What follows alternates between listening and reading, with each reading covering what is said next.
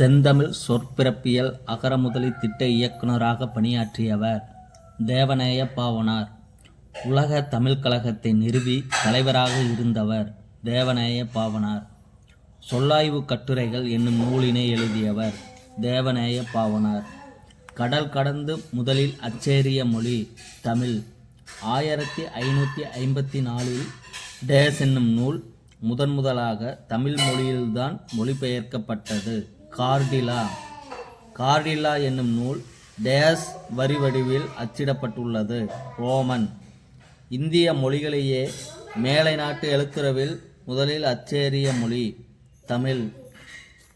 கொம்பிலிருந்து பிரிவது days கிளை. கிளைகளில் இருந்து பிரிவது டேஸ் சினை. சினையிலிருந்து பிரிவது டேஸ் போத்து. போத்திலிருந்து பிரிவது குச்சி. குச்சியிலிருந்து பிரிவது இணுக்கு. தோகையை குறிப்பது சண்டு. காய்ந்த இலையை குறிப்பது சருகு. மிக மெல்லிய பழத்தோல் வகை டேஸ் எனப்படுகிறது. தொளி.